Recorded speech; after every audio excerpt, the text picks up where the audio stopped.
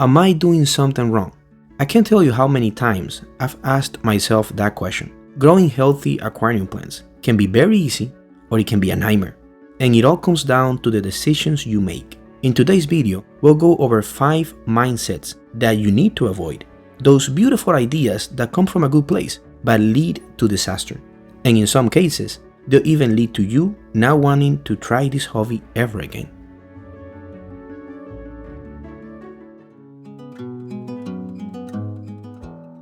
If you're now getting into aquascaping, your focus might be on the layout, rocks, wood, plants. The fish usually come last. And I don't blame you. That was my mindset too when I first got into this hobby. The idea of imitating a piece of nature in an aquarium and being able to display that in your home is amazing. But this mindset can sometimes lead to us not adding enough fish. It's easy to think a small number of fish is enough, even more so when knowing how dangerous overstocking can be. But a low livestock load can quietly cause a lot of problems. Fish play a bigger role than most people realize. Their waste breaks down into nutrients that feed the plants. They generate small amounts of CO2 just by breathing, which helps growth. Many species will graze on algae or eat melting plant leaves, which encourages new growth to come in stronger. Some even eat tiny bugs or microfauna that sneak into the tank and can throw things off if left unchecked. Without enough fish, the tank loses those natural systems of balance. That means more manual fertilizing, more algae cleanup, and more issues with plant melt or slow growth. People often try to fix this by buying more products, more fertilizers, more CO2, when the missing piece might be just more fish. Livestock isn't just about visuals or completing the scape. It's part of the foundation that keeps everything running smoothly. A planted tank with too few fish can look great for a while, but long term, it tends to fall apart.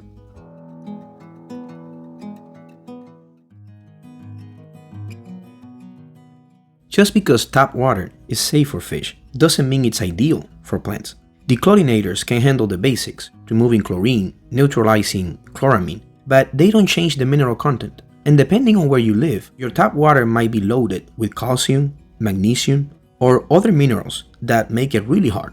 That's a huge problem for aquarium plants. Hard water affects how plants absorb nutrients. It can block certain elements entirely or throw off the balance. Even if you're dosing correctly, you might be adding the right fertilizers, running CO2, keeping your light levels perfect. But if your water is too hard, nothing really clicks.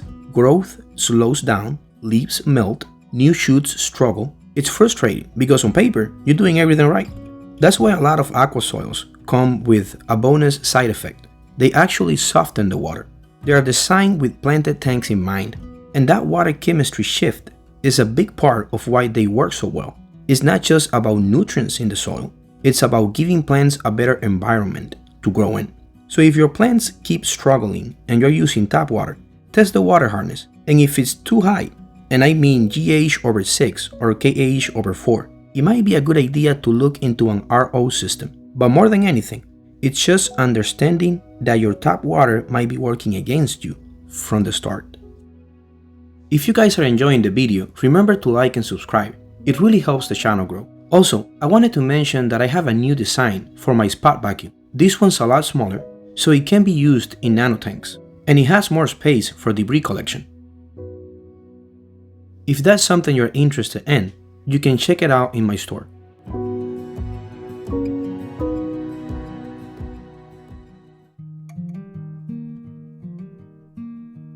Please don't. Just don't. If you have a tank full of beautiful fish, but zero plants, don't just throw a few in and hope for the best. It's tempting. You see a nice stem plant at the store, maybe a little anubias, and think, why not? But adding plants without even a basic understanding of how they work in the tank almost always ends up the same way.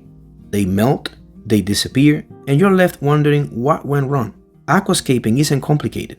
Yes, there's a lot of little details you can tweak and obsess over. Light spectrum, nutrient ratios, trimming techniques. But the core knowledge you actually need to keep plants alive is really simple.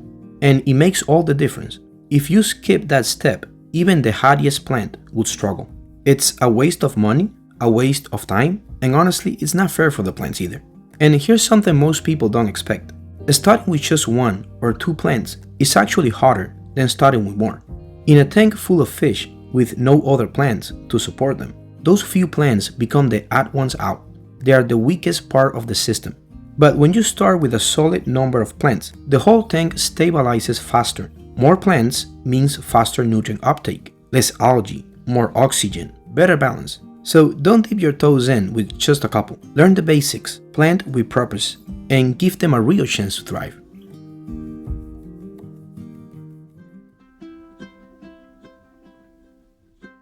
Who doesn't love bright colors? Red plants glowing under the light, that crisp pearling across the leaves. It's some of the most satisfying stuff in the hobby. And when you start digging into how to actually get those vibrant colors, the first thing you'll see over and over is lighting. You need intense light to bring out the reds, the oranges, even the deeper greens. That's just how plants work. They develop pigments to protect themselves from strong light. No intense lighting, no reason for the colors to show up.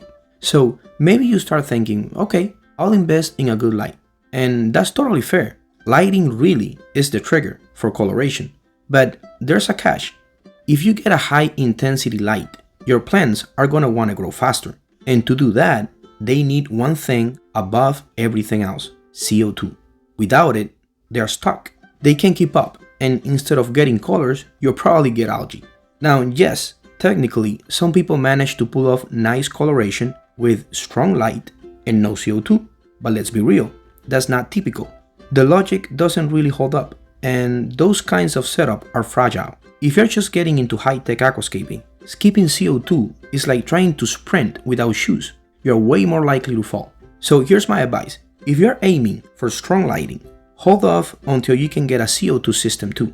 Use them together. It'll save you so much frustration and give your plants an actual shot at looking their best.